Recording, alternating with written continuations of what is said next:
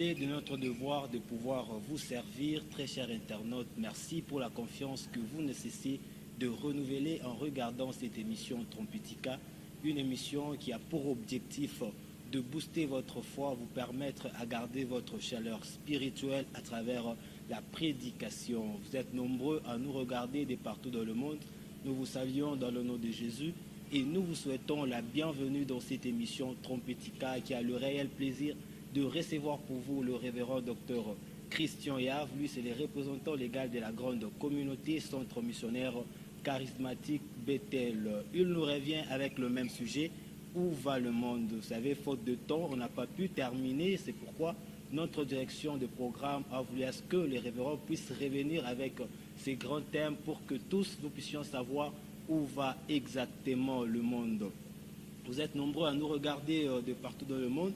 Il est temps pour moi de dire bonjour à notre invité du jour. Lui, c'est le révérend docteur Christian Yave, à qui nous disons bonjour, révérend. Bonjour, bien-aimé. Merci d'être encore là avec nous aujourd'hui. Très chers internautes, je vous demande de rester connectés et si vous êtes encore nouveau sur notre chaîne, n'oubliez pas de vous abonner. Révérend, autrefois on était en train de parler sur la mission qu'a le nouveau ordre mondial, celle de préparer le retour de l'Antichrist. Eh bien, j'aimerais que vous puissiez faire un petit pas en arrière sur ce qui a été dit précédemment avant que nous puissions aborder notre matière du jour. Oui, je crois que nous avons parlé sur le nouvel ordre mondial qui est l'ensemble des élites, des grands hommes politiques, des grands hommes religieux, des grands hommes qui gèrent l'économie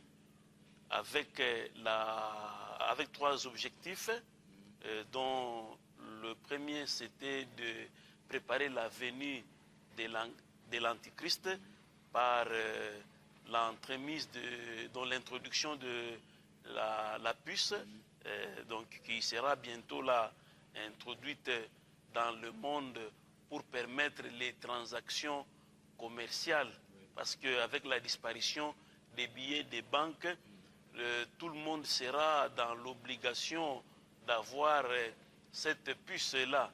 Or, avec la puce, bien entendu, parce que nous avons dit que ce n'était pas ça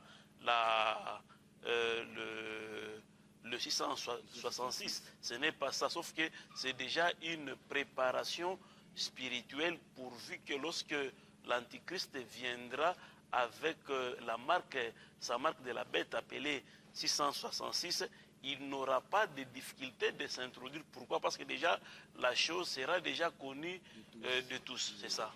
Merci beaucoup. J'aimerais que nous commencions directement par là, parce que vous avez déjà parlé de la mission de ce nouveau ordre mondial, celle de préparer la venue de l'Antichrist. Et maintenant, quand l'Antichrist est là installé, quelle est sa mission? Quelle est la mission que l'Antichrist est en train de venir? Déjà là, nous remarquons, parce que nous avons dit que le nouvel ordre mondial avait trois objectifs dont nous avons cité. Le premier, c'est de préparer la venue de l'Antichrist. Le second, c'est combattre le retour de Christ. Et déjà par nouvel ordre mondial, lui, il prône, ou bien eux prônent l'union ou l'unité. Déjà, ça signifie qu'ils veulent faire du monde entier un village pour que nous ayons seulement une seule religion, un seul pouvoir, donc un seul roi, et puis aussi une seule économie, c'est-à-dire une seule monnaie. C'est dans ce sens-là. Pourquoi? Parce que pour qu'ils soient capables de contrôler en fait le monde entier. Et par là déjà, lorsque je vois cela, je me réfère à Genèse chapitre 11, avec la mission que Nimrod avait. Parce que déjà là, nous sommes à la tour de Babel. Vous vous souviendrez que lorsque vous lisez dans Genèse chapitre 1er, plutôt 11, je voudrais que nous puissions un peu lire très vite, toute la terre avait une seule langue et les mêmes mots. Comme ils étaient partis de l'Orient, ils trouvèrent une plaine au pays de Shinéar et ils y habitèrent. Ils se dirent l'un à l'autre, allons, faisons des briques et cuisons-les au feu. Et la brique leur servit de pierre et le bitume leur servit de ciment. Ils dirent encore, allons, bâtissons-nous une ville et une tour dont le sommet touche au ciel, et faisons-nous un nom, afin que nous ne soyons pas dispersés sur la face de toute la terre. Déjà, à partir de là, nous pouvons nous arrêter. Vous voyez, c'est-à-dire parce que les hommes, les habitants de la terre, avaient les mêmes mots, ils avaient le même langage, ils étaient dans l'union. Et à partir de là, ils ont eu cette idée-là sous l'inspiration des Nimrod, qui était comme le chef pendant à cette période-là. Et ils vont faire une tour avec comme mission de se faire un nom. Vous voyez déjà c'est là où j'ai compris que c'est presque la même mission, parce que déjà avec le nouvel ordre mondial qui prépare une seule religion, avec à la tête un seul représentant, c'est lui qui va représenter Dieu sur terre. Vous voyez, là c'est là où j'ai compris que l'homme veut faire ce que nous pouvons appeler la déification de l'homme, c'est-à-dire l'homme veut se faire Dieu. Vous voyez, et tout ça en faisant cette union-là, parce qu'ils diront que nous avons un seul Dieu ayant une seule religion. Voilà. C'est-à-dire les musulmans, les catholiques, les pentecôtistes, les charismatiques, les kimbanguistes et autres, ils vont maintenant se réunir dans ce que nous appelons l'écuménisme. Or, l'écuménisme, c'est l'ensemble ou l'union des religions, ce qui est différent de l'union de la foi. Parce que lorsque nous disons que nous avons la même foi, c'est-à-dire nous avons la même croyance, mais lorsque nous disons que nous avons une même religion, c'est-à-dire nous avons un même Dieu, mais avec des foi différentes, là c'est là où on appelle l'écuménisme. Et c'est ça même la mission, vous voyez. C'est là que j'ai compris que déjà, ils veulent combattre le retour de Christ. Parce que la condition pour que Christ revienne, selon Matthieu chapitre 24, le verset 14, il est écrit que l'évangile du royaume sera prêché partout dans le monde pour servir de témoignage, alors viendra la fin.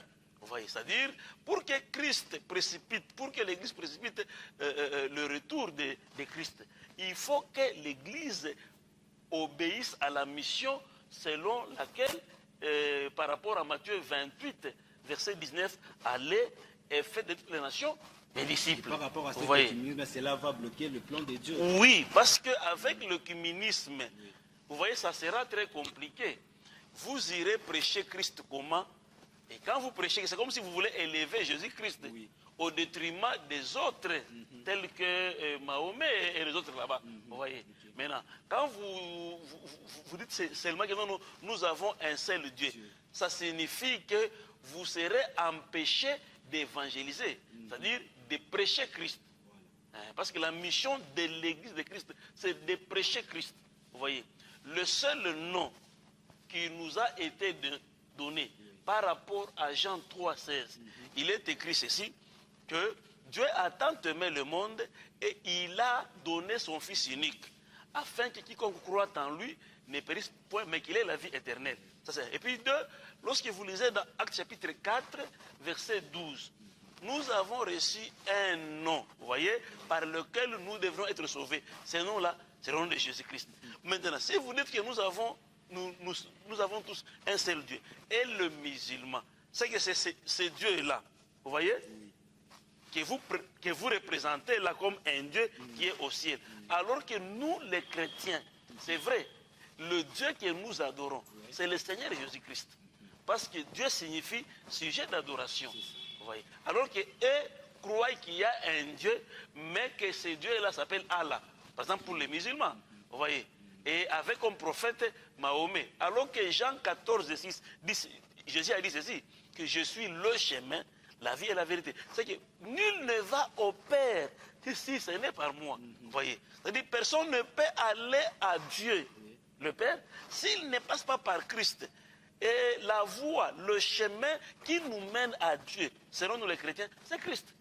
Maintenant, si nous nous associons, si nous nous unissons pour faire une seule religion, dans ce train-là qui s'appelle écuménisme, ça va se compliquer, c'est que l'Église n'atteindra pas sa mission. Et si l'Église n'accomplit pas sa mission, c'est que ça va freiner le retour de Christ. Christ ne viendra pas parce qu'il faut que l'évangile du royaume, l'évangile du salut soit prêché partout dans le monde, même au fin fond là. Alors ça permettra pour que Christ puisse revenir. Parce que si Christ revenait et que d'autres coins, d'autres contrées n'ont pas été atteints avec l'évangile, ces gens-là auront raison pour dire que non, nous n'avions même pas entendu parler de Jésus.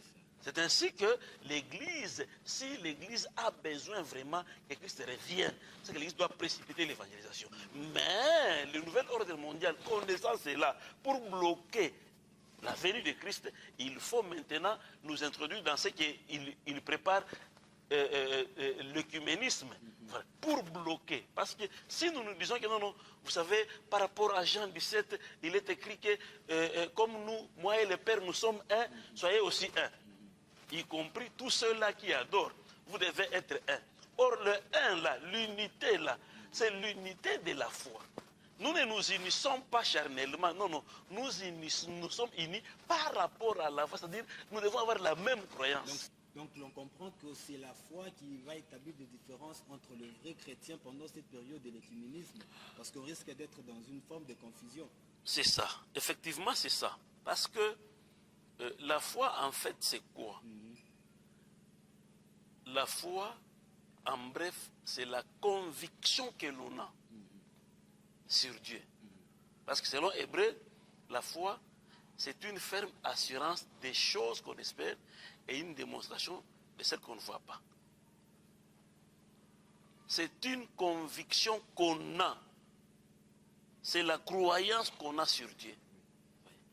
Si nous, les charismatiques, les pentecôtistes, nous croyons Jésus comme Dieu, et qu'il y a d'autres qui croient Jésus comme fils de Marie, il y a d'autres qui croient Jésus comme prophète, il y a d'autres qui croient Jésus comme un homme. Comment serons-nous ensemble pour nous unir? Comment est-ce qu'allons-nous marcher ensemble? Parce que Amos 3.3 dit ceci: deux personnes ne peuvent pas marcher ensemble s'ils ne sont pas d'accord. Vous voyez? Or déjà, quand nous parlons de l'accord, vous voyez, selon Matthieu chapitre 18, Jésus a dit que si deux personnes s'accordent, vous voyez, c'est-à-dire déjà là, c'est qu'ils ont la même foi, ils croient de la même manière. Ouais. Alors c'est compliqué.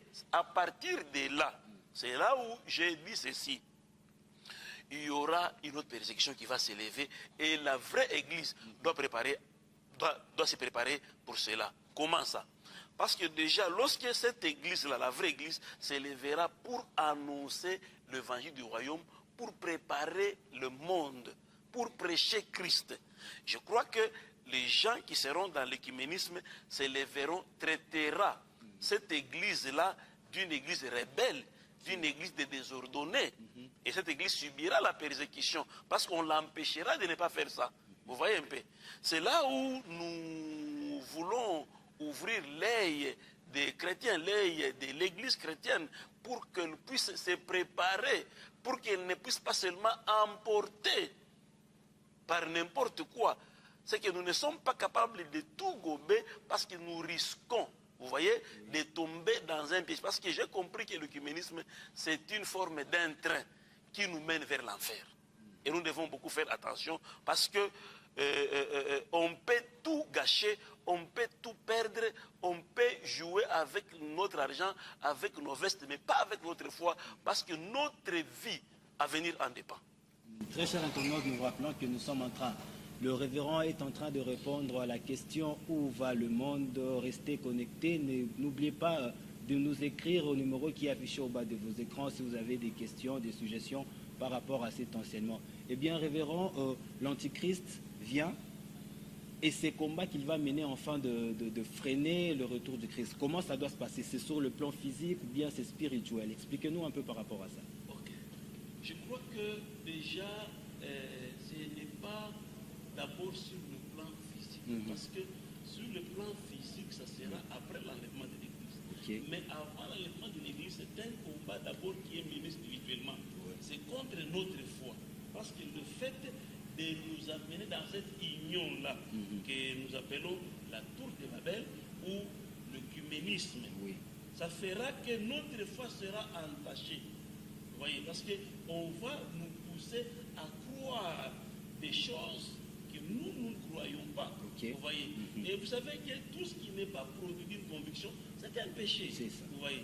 Maintenant, le fait d'accepter que non, par courtoisie, par complaisance, non, par respect, vous adhérez à quelque chose dont vous n'êtes pas convaincu. Déjà là, à contre-cœur, vous voyez. Parce que, vous savez, le diable est très malin. En dehors de cela, ils vont lancer le monde dans une famine. Et cette famille-là sera une famine physique qui va faire à ce que les gens n'aient pas le temps de chercher Dieu, mais de chercher le pain quotidien. Or, je me rappelle de Jésus dans Jean chapitre 4, et je crois à partir du verset 32 jusqu'au verset 35, il dit ceci: ma nourriture est de faire la volonté de Dieu, de celui qui m'a envoyé. C'est-à-dire, le pain selon Jésus, le pain quotidien, le pain selon Jésus, c'est faire la volonté de celui qui l'a envoyé.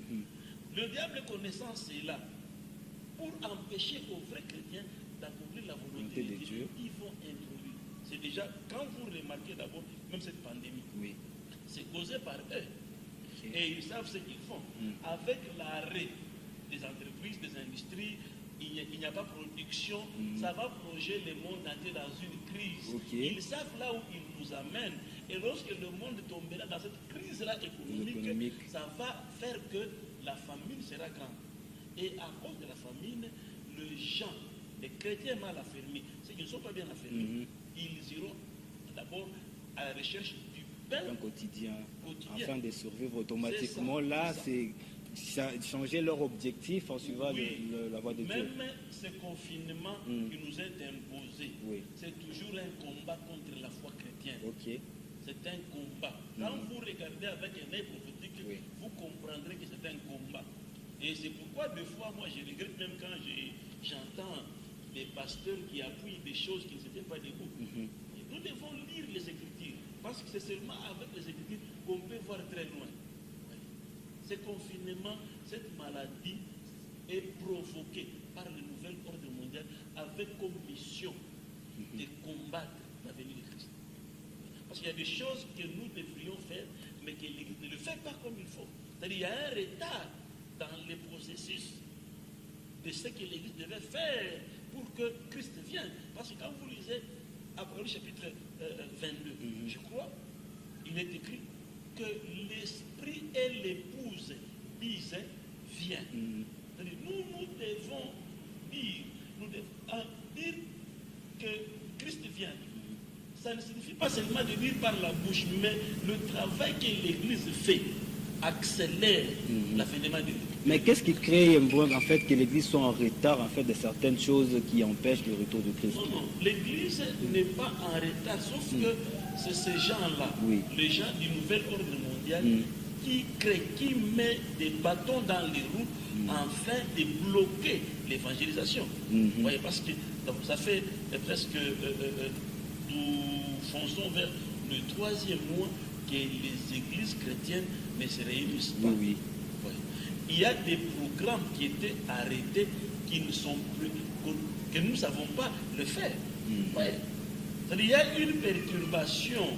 Ce n'est pas que c'est une perturbation seulement normale. Non. Le diable connaît ce qu'il est en train de faire. C'est ça le problème.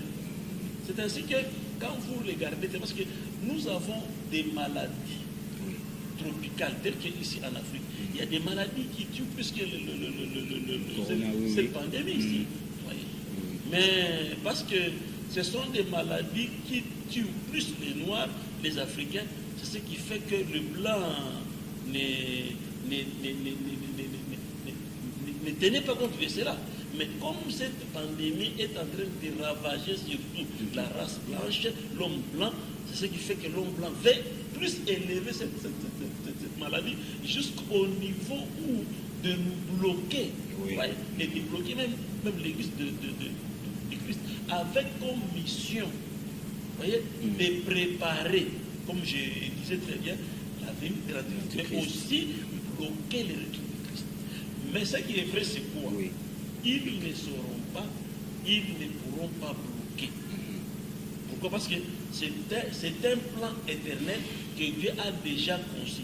Ils sont en train de tenter, c'est comme à la tour de Babel. Oui. Ils ont construit une tour dont le sommet va toucher le ciel et ils voulaient construire une ville pour faire un nom, le nom de l'homme. Élever l'homme voilà, à la place de Dieu. que l'homme puisse s'élever, qu'il soit l'égal de Dieu.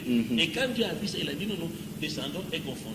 Je crois aussi que le même Dieu qui a confondu les hommes à la tour de Babel, ce même Dieu-là est capable de confondre le nouvel ordre mondial. Très chers internautes, petit à petit, nous tendons vers la fin de notre émission. Mais avant cela, révérend, face à tout ce que vous avez dit précédemment, l'écuménisme, il y a la présence du puce qu'on cherche à instaurer dans le monde entier. Qu'est-ce que nous devons faire? Qu'est-ce que l'Église est censée faire afin qu'il soit épargné et rester ferme dans la foi?